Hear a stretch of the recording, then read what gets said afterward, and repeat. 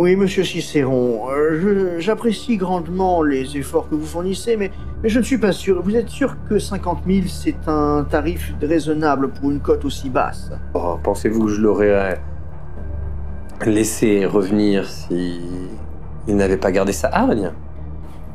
On a peut-être d'autres pistes sur toutes ces histoires concernant des garous. Je sais pas, je sais pas, quelqu'un au Mexique qui prétend avoir vu une énorme créature. Combien pour la pièce du 18e? Alors, pour la pièce de 2 francs de 1944, c'est 7,50 €. Oh, seulement? Oh, Jean-Marie, je pense qu'on peut... Oui, c'est bon, je vous règle ça au comptoir. Oui, bien évidemment. Ah, Cicéron très cher. Monsieur Rossellini, je ne suis pas homme à brûler les étapes. Ne devenez pas homme à brûler tout court. Vous avez un prévôt, je crois, qui convoque une assemblée en Élysium. Je vois. Jacob qui regarde ça d'un regard. Ça vous dit quelque chose, ça? On m'a dit que vous étiez attendu à l'Élysium. Et tu te dirigeras donc vers l'Élysium. Ah oui, en fait, c'est même pas je reprends le travail, c'est-à-dire je ferme la boutique, je dis fermer, je mets la clé et je... Tu baisses le rideau et c'est ça? C'est exactement ça.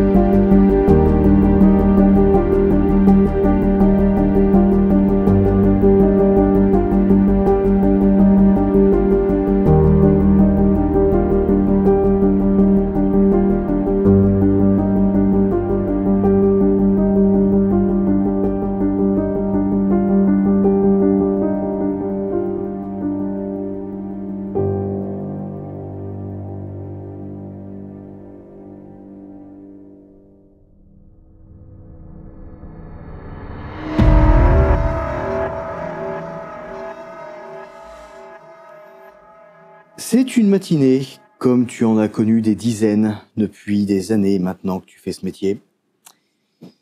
Tu peux sentir ta carte de police qui bat contre ta poitrine à chaque fois que tu fais un mouvement, le vrombrissement de ton engin monstrueux, ton mastodonte de technologie, de chrome et de métal qui brûle à travers les rues de Paris, alors que tu te rends dans le commissariat où tu officies. Déjà, quand tu as appris la nouvelle, quand on t'a fait savoir que tu allais avoir une fonction à l'extérieur, une petite OPEX quelque part, ouais, déjà ok, mais le plus drôle, c'est que ton supérieur s'est empressé de la valider. Et quand tu reçois un coup de fil alors qu'aujourd'hui tu étais supposé de repos, en tout cas ce matin, pour te dire « Ah non, mais le gars d'Orléans, il est déjà là, en fait. » Comment tu l'as pris? Étrangement. Par conséquent, je me dépêche d'aller au commissariat pour savoir de quoi il retourne. Donc, tu te gares sur le parking. Tu récupères tes affaires, tu te rends dans le commissariat. Est-ce que tu fais un arrêt à ton bureau ou pas ou...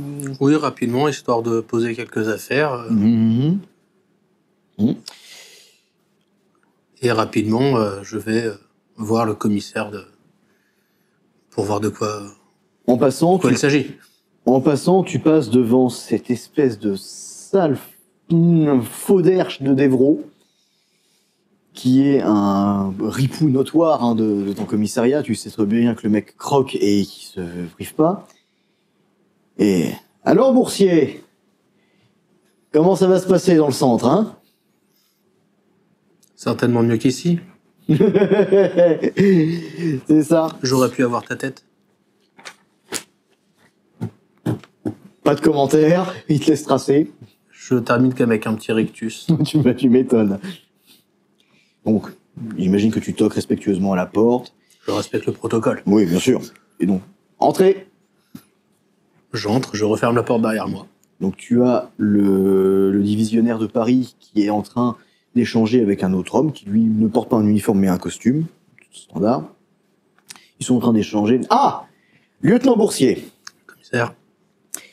Alors, je vous présente le divisionnaire orléanais, Monsieur Lancôme. Je me retourne vers lui, pareil, je le salue. Commissaire. Lieutenant. Donc, voilà, j'expliquais à Monsieur Lancôme que vous aviez que c'est cette petite mission, je pense que vous serez ravis de la prendre. J'ai pris la nature, évidemment, de transmettre votre engouement. J'étais justement en train de faire vos éloges, de dire combien vous étiez ravis pour cette mission. Puis, la spontanéité a été vraiment très impressionnante. Alors, évidemment, tu sais parfaitement que c'est un mensonge absolu, que ce salopard est un gars que tu ne peux absolument pas blairer parce qu'il a parce que lui, il est directement en cheville avec des chefs mafieux locaux. Mais bon, la corruption dans ce commissariat étant ce qu'elle est, c'est toujours de très très grands moments. Et donc, tu observes justement que le divisionnaire Lancôme a effectivement fait ton dossier entre les mains. Et oui, effectivement. Je regarde le commissaire de Paris qui vient justement de tenir ses propos et je fais « Oui, en même temps, je pense que changer un peu d'air pour moi serait une bonne chose. » Je pense exactement pareil. Monsieur Lancôme, est-ce que vous voulez parler au lieutenant? Voilà, voyons voir. Lieutenant Roland Boursier, études de droit. Vous avez également eu des options en matière de chimie et de toxicologie. Oui. Vous avez des résultats très probants, très intéressants. Ah, je vois ici que vous avez eu une vie conjugale particulièrement compliquée. Oui, on peut appeler ça comme ça. Je vois. Disons que j'enchaîne plutôt les histoires que me poser. C'est pour ça que changer de région n'est pas forcément un problème pour moi. Je vois. Dans ce cas, je pense que vous comprendrez que ce dont je vais vous parler a une certaine teneur confidentielle, étant donné qu'il s'agit quand même d'une question de sûreté économique. Très bien. Qu'est-ce que vous savez de la fausse monnaie, lieutenant? Que ça circule, et que plus ça va, plus les faussaires commencent à être performants, enfin pour certains. Et remonter un réseau n'est pas toujours évident. Surtout quand on se retrouve de temps en temps à avoir des bâtons dans les roues. Je jette un léger regard à ce moment-là au commissaire de Paris, avant de revenir sur celui d'Orléans. Alors, le commissaire de Paris, en fait, a une expression des plus neutres, pour ne pas dire des plus glaciales à ton égard. Le divisionnaire d'Orléans, en fait, lui, sort en fait une enveloppe de preuves, de pièces à conviction. Qu'est-ce que vous pensez de cette pièce? Elle semble plutôt correcte, elle semble plutôt bien faite. En fait, si il faudrait la passer à plus de tests pour vérifier. Nous l'avons fait. Et c'est là où nos experts ont été complètement soufflés. Il n'y a strictement aucune imperfection sur ces billets. Pas la moindre. Aucune. Une qualité extrêmement rare. Cependant, ceci est un faux billet. C'est assez impressionnant. Ils auraient donc accès à toutes les mesures de sécurité. Quelqu'un qui aurait accès à plusieurs personnes qui travailleraient à la Banque de France. Ce serait étonnant. Le divisionnaire de Paris, donc ton responsable, prend la parole. En vérité, il se trouve que ces billets ont été trouvés ici sur Paris. Mais le divisionnaire Lancôme nous a fait part d'une enquête était déjà en cours sur Orléans, de ce genre de billets qui circuleraient dans le monde de la nuit en particulier.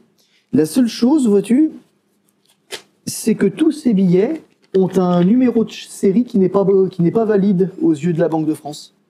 Ils commencent tous par 8, 6, 6, 2 et 8. On a vérifié 8 fois, avec l'aide de la Banque de France, aucune série de ce chiffre commence ainsi. Strictement aucune.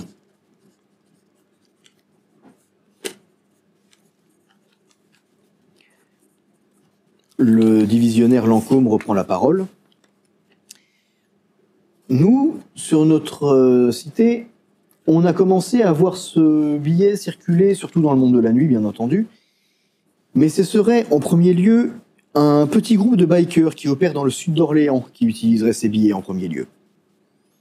Ils auraient utilisé une petite franchise de boutique de CBD dans la région, en utilisant ces fonds pour le lancement. Ça s'appelle Happy Lives. En dehors de ces activités, ce groupe, qui se fait appeler le Bâtard Motorcycle Club, vend un peu de protoxyde et font service d'ordre pour des établissements de la vie nocturne. Comme beaucoup de clubs de bikers.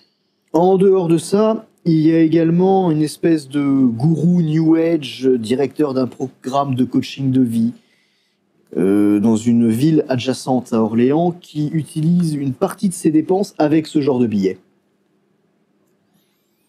Généralement des paiements en liquide. Ok.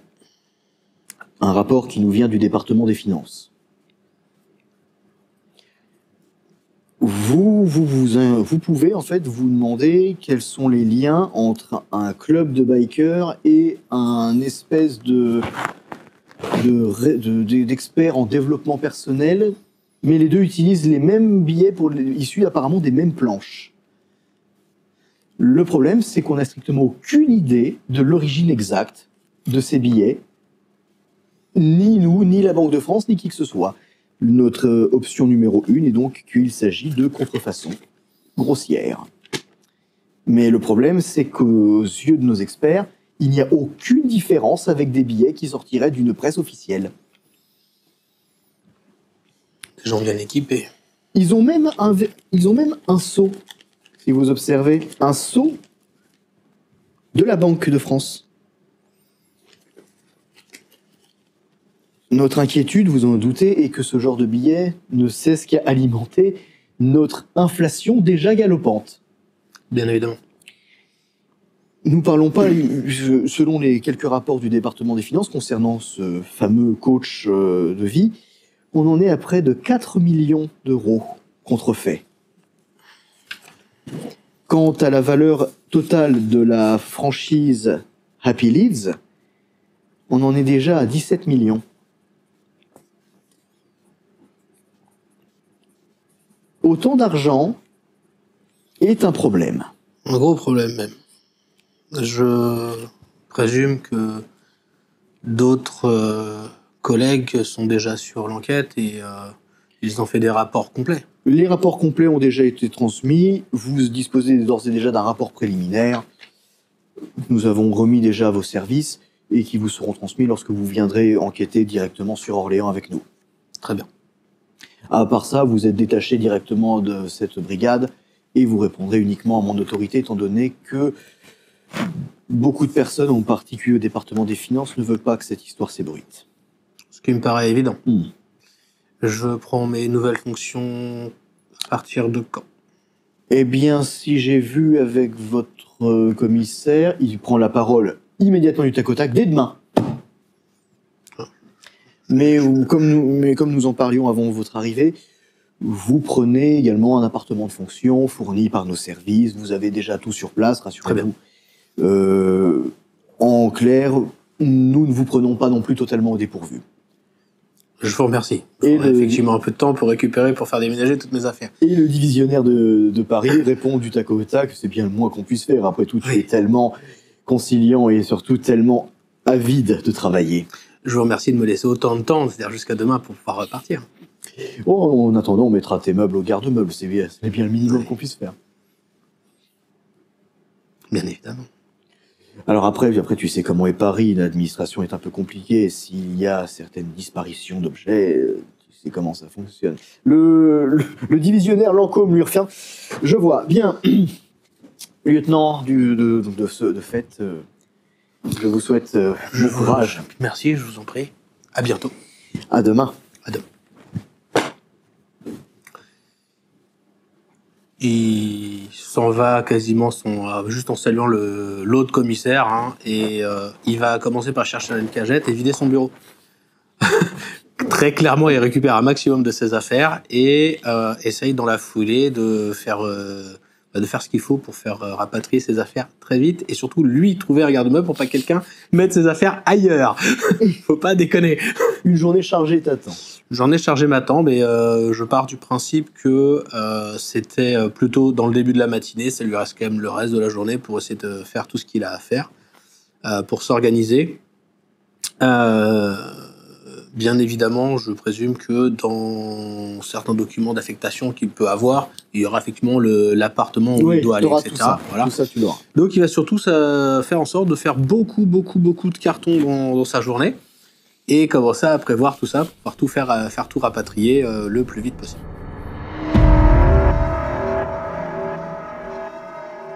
Cette nuit encore est une nuit chiante. Classique. L'hôtel se remplit, les gens vont et viennent. Tu vas avoir le petit couple qui va les minauder dans leur chambre pendant 2-3 heures. Mais tu vas avoir aussi, tu sais, le gars qui sort d'un énième conseil d'administration sur Orléans. Il pouvait pas venir. Il fait le séminaire et le machin. Le mec, il parle, il se tait pas. Et bien sûr, dans le lot, tu vas forcément avoir l'énorme mec de droit qui... On vous laisse porter ça au travail ? Le code vestimentaire est libre ici, mais si ça vous dérange, je peux vous l'enlever pour... Non, mais ce que vous voulez, c'est juste que ça m'étonne que votre patron vous laisse porter ça, quoi. Mon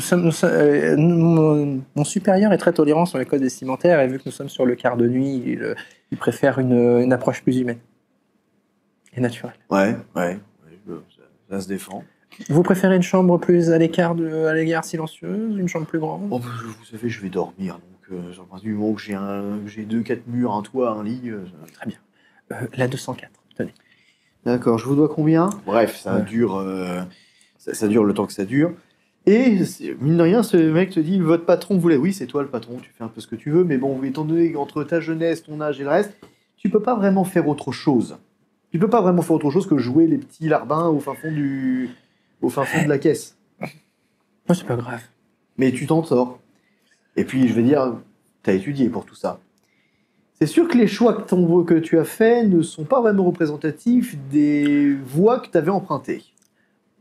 Mais non, c'est une évolution normale de carrière. Oui.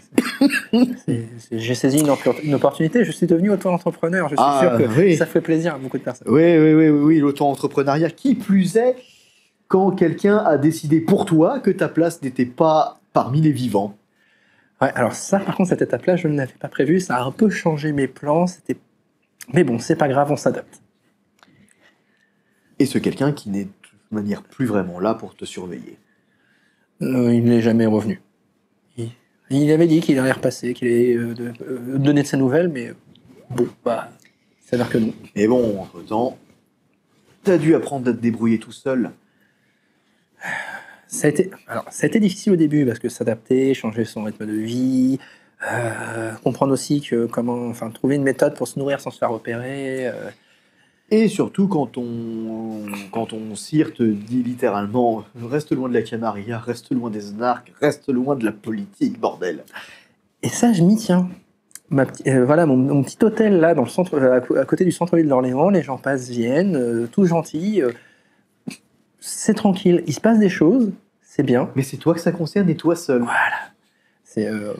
Ça fait des anecdotes marrantes et puis bon, je vous avoue, ils ont un petit goût quand même les personnes qui ont un portefeuille épais et qui prennent les gens d'eau. Mais ce soir, ça ne va pas suffire. Tu as 2-3 personnes encore, tu sais, dans le hall. Un petit couple ou même une bande de potes qui sont en train de déconner. Il est 22h. Voilà, Je suis en train de faire. Ils ont leur news, ils sont. Je suis en train de fermer le service tu sais, il y avait des cafés Voilà. pour le repas. Je suis en train de finir de mettre les plateaux pour la cuisine. Et je suis en train de sortir mon petit journal de l'humain.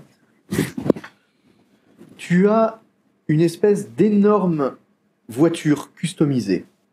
Et quand je dis customisée, tu peux te dire c'est une espèce de gros corbillard américain, mais qui a été très lourdement modifié. Voyante. Très voyante. Qui en fait arbore des espèces de sigles qui t'évoquent, je sais pas, la culture aztèque ou un truc comme ça. En fait, Tiens, je savais pas qu'il y avait un salon dans le coin. bah, en fait, c'est pas juste un salon, c'est que la simple vue de cette limousine, enfin de ce qui se fait passer manifestement pour une limousine, tu arrives à distinguer un nom, Xolotl. Et quelque part, tu te dis que Xolotl, putain, ouais, c'est pas ce mec qui fait du catch là, qui passe parfois sur le canal 44. Ah ouais, dans les rediffusions de nuit, sur Ouais. la chaîne américaine. T'as et tout. déjà vu, t'as déjà ça- vu. Mais c'est pas un américain, le mec, il est français de chez Ouais, français. mais- C'est une figure du catch française, un truc comme ça. Je savais pas qu'il était dans le coin en fait. Bah en fait, si, parce il vit à Orléans, c'est bien connu. C'est même, bien Ouais. connu. Non, mais bon, vu qu'en fait, c'est des trucs que tu vois le soir, Ouais, je m'y intéresse sans m'y intéresser. tu Quoi. vois, c'est comme regarder, la WWE sur le Ouais. principe.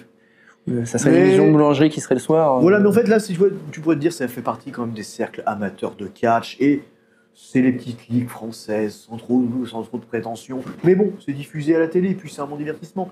Et bon, Ça occupe. ça occupe. Et donc, oui, il y a toute une iconographie aztèque autour de Xolotl.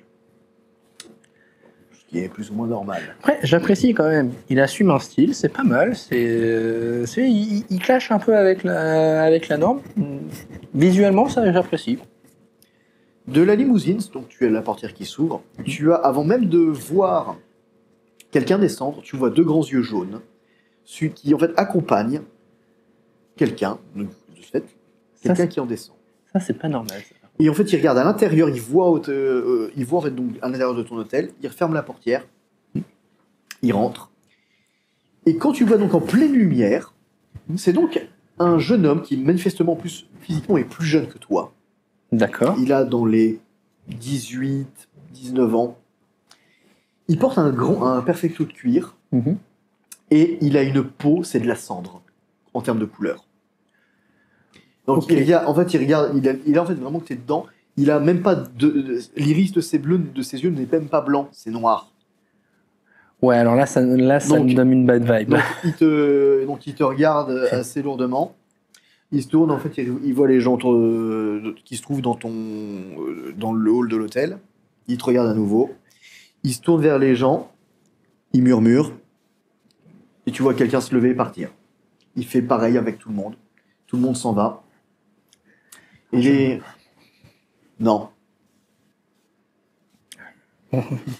Non. Il se met en fait à côté de la porte. Et il ouvre la portière. Enfin, il ouvre la porte de ton hôtel. La portière s'ouvre à nouveau. Et là, tu as un colosse en costume. Et je dis bien un colosse. Tu vois, en fait, la limousine a l'air de remonter d'un coup quand il en descend. Ok. Et ce qui en descend, c'est littéralement Xolotl, le catcheur donc, que tu as vu. Avec le masque et tout, quoi. Mais le mec descend avec son masque, etc. Il porte son masque, ça fait partie de son visage, de son personnage. Mais c'est un homme, non pas qui sera en tenue de torse nu, non, c'est un homme particulièrement imposant, dans un costume assez pourpre, avec une cravate rouge qui en descend. Cet homme avance, et en fait, il est même obligé de se baisser pour rentrer pour passer la porte.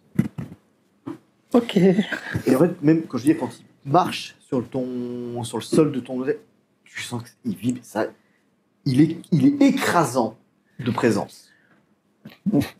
Je suis pas rassuré, chef. Donc le jeune homme en fait vêtu de noir et de cuir à côté de lui referme la porte. Et donc Zolotl qui plonge son regard dans le tien, déjà tu découvres qu'il a lui aussi des canines apparentes. Ouais. Il a une peau un peu plus claire que celle de l'homme du jeune homme qui l'accompagne. Mais il a les yeux un peu moins jaunes et lui il a les iris blancs. Bonsoir monsieur, Enfin, bienvenue. le sclérat, pardon, je dis iris, mais c'est le sclérat. Bonsoir monsieur Xolotl, bienvenue dans notre établissement. Souhaitez-vous réserver un étage? Daniel. Donc le jeune homme en fait lui passe à côté de toi, il se dirige derrière ton comptoir. Il regarde en fait parce qu'ils ont vu les caméras de ton établissement et il les coupe toutes, il les éteint toutes. Et de toute manière, tu avais remarqué qu'elles avaient commencé à dysfonctionner à l'instant même où ce gamin est entré dans ton hôtel. D'accord. S'il y a des questions sur la sécurité et la confidentialité de notre établissement, je peux vous assurer qu'il n'y aura aucune... T'as combien de clients là-dedans? Attendez... je dirais une quinzaine de clients. Daniel, il regarde ton machin. Il y en a à peine 2.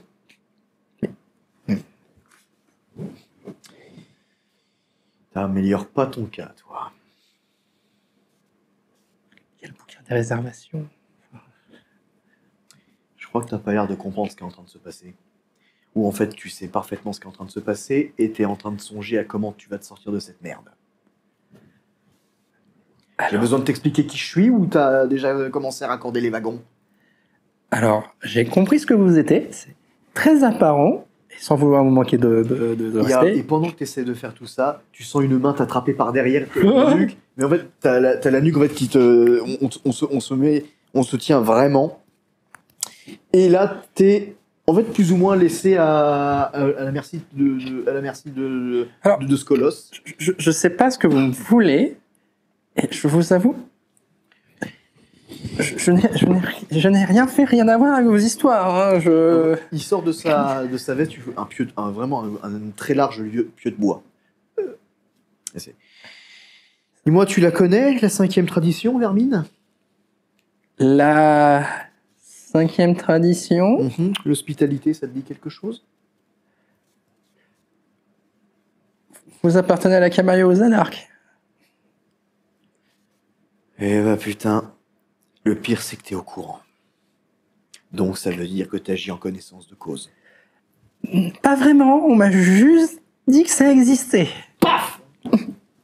T'as même pas le temps de comprendre.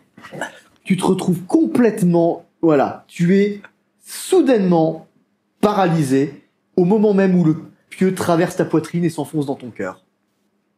Tu deviens complètement léthargique momentanément, mais t'es totalement conscient de ce qui se passe. C'est pas pratique. C'est désagréable même comme situation. Donc Daniel te lâche, mais alors tu tombes lourdement, mais tu sens le poids. C'est là. Ça fait quand même bizarre d'avoir l'impression d'être dans un corps d'un pantin en bois complètement rigide. Mais là, en fait, tu retrouves ta nature de cadavre. Littéralement. Alors, je l'avais pas expérimenté et j'avais pas envie de l'essayer non plus. Et ben là, c'est littéral. Tu le ressens. Et du coup, donc tu as ces deux visages qui se dressent au-dessus de ta tête. C'est... Bon. Qu'est-ce qu'on fait de lui, monsieur? M'appelle pas comme ça.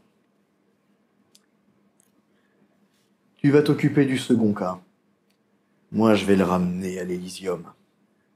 Le prévôt veut qu'on ramène les deux transgressions. Donc il t'attrape, mais alors... Il te tient mais du bout du bras. Imaginez la chaîne, c'est le chiot qui s'est fait choper par le maître et c'est comme ça en mode. C'est littéralement ça. C'est littéralement ça. Donc Daniel en fait pousse là parce que tu le vois clairement parce que là t'es en pilotage automatique. Ouais. Daniel en fait pousse la porte, il regarde les rues, il pousse en grand, il court vers le coffre de la limousine, il l'ouvre et tu es enfourné de force là-dedans. Et donc les deux hommes en fait se regardent et échangent quelques mots. Punaise. C'est comme ça souvent. Un soir comme un autre. Une journée éreintante. Vraiment, les cours, les discussions avec les copines. Et puis, il y a maman qui t'appelle pour te dire « Ah, chérie, comment ça va? Ça fait 20 fois que tu ne viens pas chez nous. » Oui, maman, c'est normal. C'est normal, je travaille. J'essaie d'avoir un diplôme. Parce que vous me placez énormément de pression sur les épaules. Mais ça, c'est des choses que tu ne peux pas dire. Tu es bien trop polie, bien trop courtoise, bien trop bien élevée. Comment tu le vis, tout ça, au jour le jour, maintenant? Cette pression, cette difficulté. Elle m'apparaît très dure à supporter, mais voilà, j'essaye de trouver un psy qui me correspond des fois, pour pouvoir vider un petit peu mon sac. C'est super dur en ce moment. Bah surtout que les psys, t'as déjà essayé par le passé. Entre ceux qui t'ont juste dit « Ah non, mais vous êtes pas... en fait, moi, je peux pas vous aider. Allez voir mon collègue. » Voilà. T'as été trimballé de psy en psy.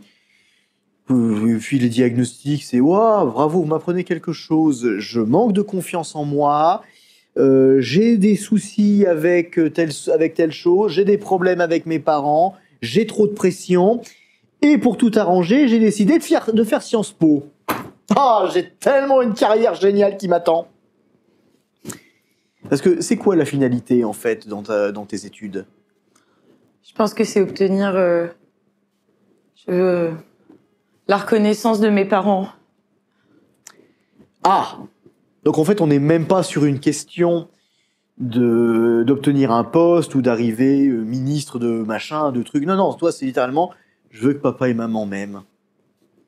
Je veux qu'ils en aient quelque chose à faire de moi, en fait.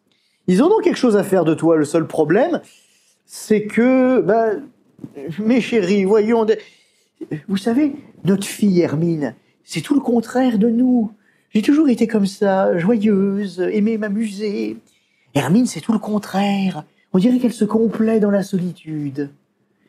Ah, ça, ah oui, maman, avec les copines, c'est toujours un grand moment. Et voilà, c'est... Ah ouais. Et puis, on en parle des aventures d'un soir, qui sont toujours des déceptions d'enfer. On en parle ou pas? Il n'y en a pas besoin.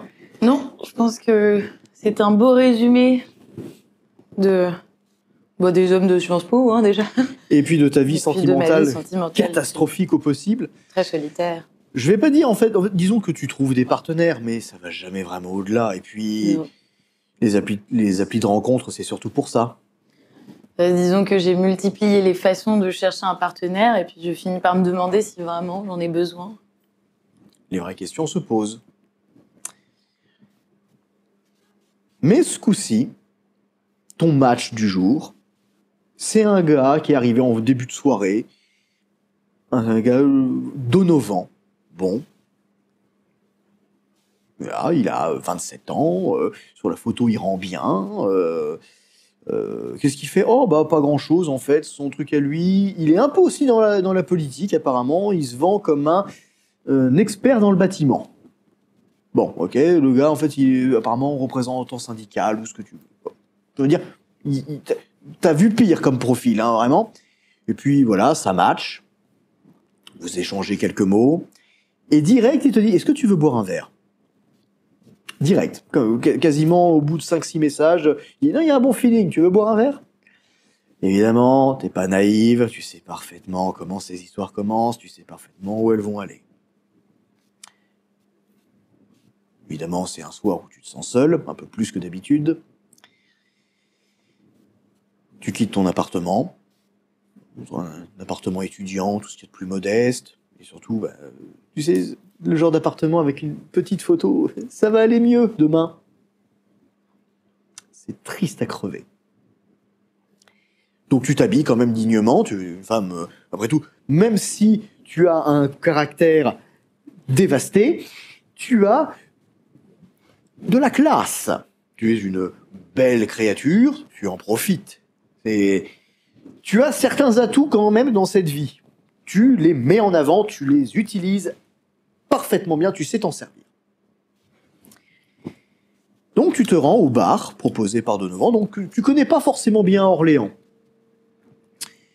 Mais bon, on t'a donné une adresse, tu peux t'en servir, tu sais comment te repérer, tu connais les transports, tu t'y rends sans trop de difficultés. C'est un bar, ça fait un peu boui-boui, mais on te fout la paix de manière assez radicale. On te laisse t'installer, tu attends quelqu'un, on te propose une consommation, qu'est-ce que tu veux?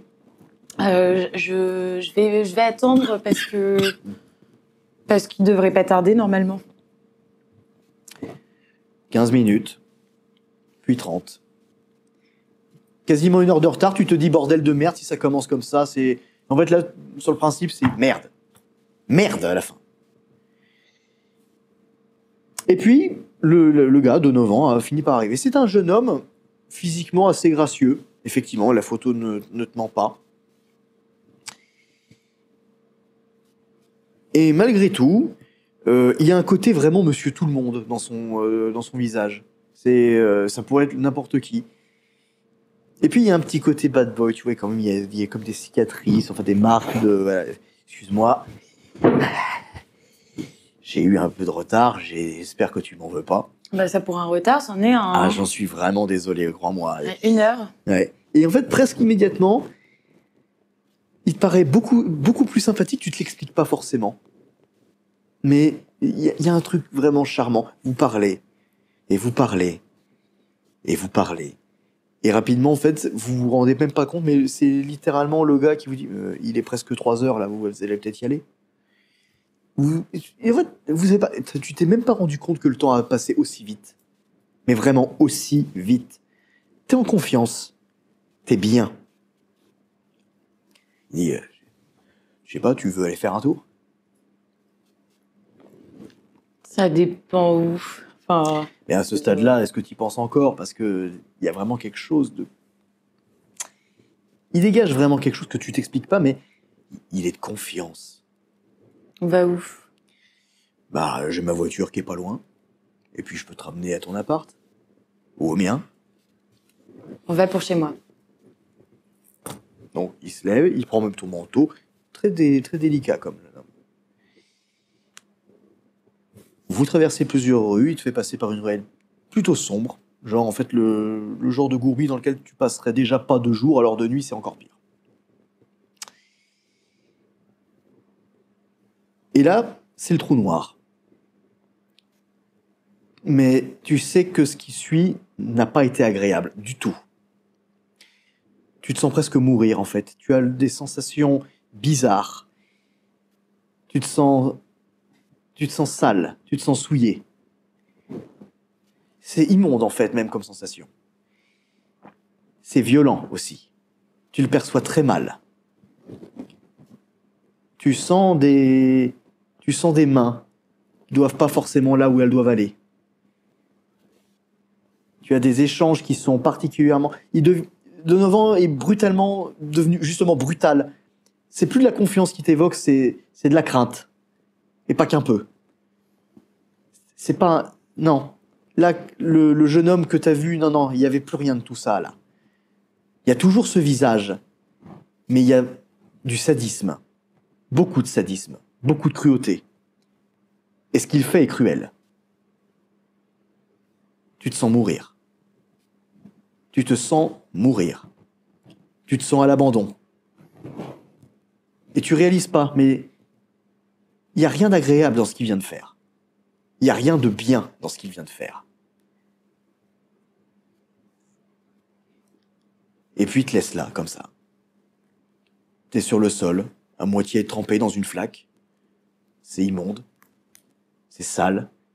Mais surtout le pire, tu te sens très faible. Et par très faible, c'est... Non, c'est pas faible, t'es en train de mourir. Et alors c'est comme ça?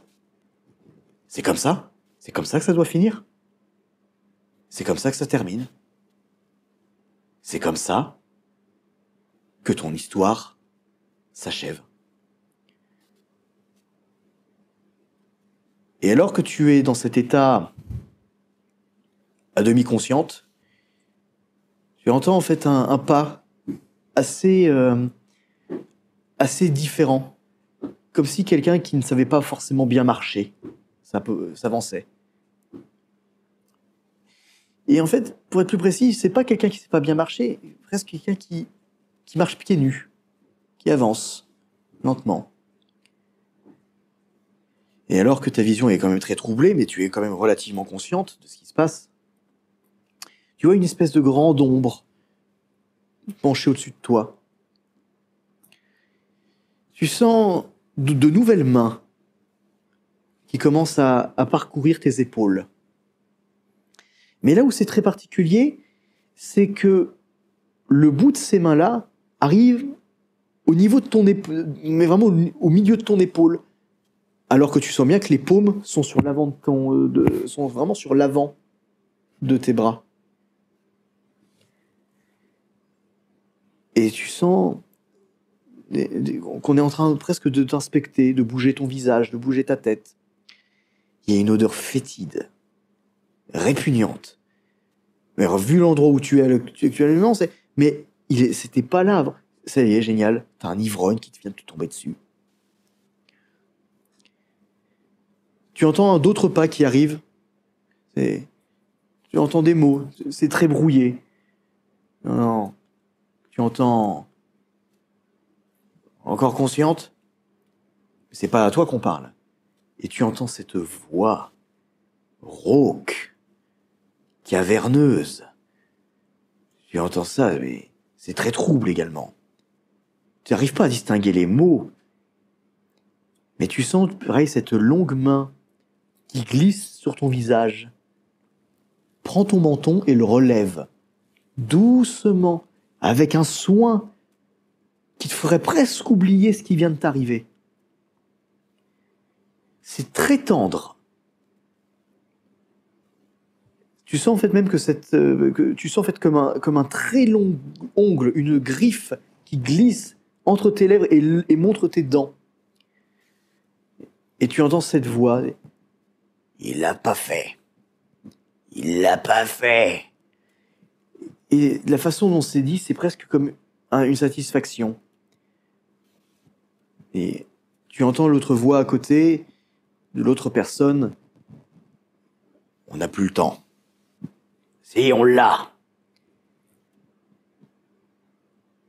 Tu entends comme une déchirure organique, mais c'est pas toi. Tu ne sens pas comme... C'est pas comme avec ce Donovan où tu sentais vraiment les déchirures. Non. Le son est le même, mais c'est pas toi. Ta bouche est entrouverte et tu sens un goût cuivré, très ferreux, qui coule lentement dans ta gorge. Et tu sens une espèce de visage écailleux se coller contre le tien et te faire presque comme un bisou sur la joue, avant de te faire très lentement un baiser. On te tient presque comme on tiendrait une amante, comme on tiendrait quelqu'un qu'on aime. Mais cette odeur immonde, on te dépose très lentement. Et tu as ce mot qui te vient à l'oreille. Cette voix répugnante. Survie. Cette main se sépare de toi. Tu entends ces pas avancer. Ces deux formes qui sont en train de s'éloigner de toi. Et alors qu'ils s'éloignent, la personne qui était avec cette chose, qui t'a embrassé, dit trouver les bonnes personnes. On l'a trouvé. Les bonnes personnes. Tu restes là. Et tu sens le noir s'emparer de toi. Tu te sens partir. Tu as ce goût dans la gorge. Terrible. Ça te prend. L'odeur est toujours là. Tu sens encore le toucher des lèvres de cette créature. Et le temps passe, mais t'arrives même plus à définir.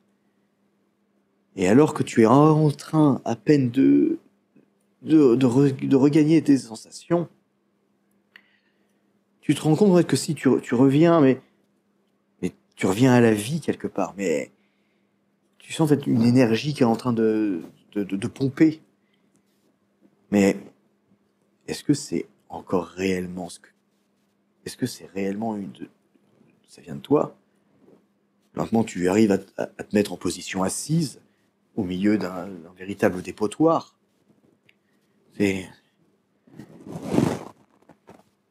Comment tu te sens à ce moment précis? Je suis vidée, c'est le trou noir et je sais pas quoi faire, donc je suis là. Tu as le son d'une voiture qui se garerait devant l'allée. Et tu as une forme très très sombre que tu ne distingues pas, qui se rapproche très rapidement de toi. Ce que tu vois, ce sont deux grands yeux jaunes qui se rapprochent et se rapprochent et se rapprochent, très menaçants. Et alors que cette forme approche, tu vois comme de l'ombre qui en fait se dégagerait d'elle. Elle engloutit la lumière tout autour de toi. Et rapidement, tu ne vois plus que ses yeux, ses yeux, ses yeux, ses yeux, ses yeux. Et l'ombre à nouveau. Tu sens que quelque chose déchire ta poitrine. Tu sens que quelque chose vient d'être enfoncé dans ton cœur. Et tu découvres l'horrible sensation d'une paralysie mortelle, d'une rigueur, d'une rigidité littéralement cadavérique. Mais tu es parfaitement consciente.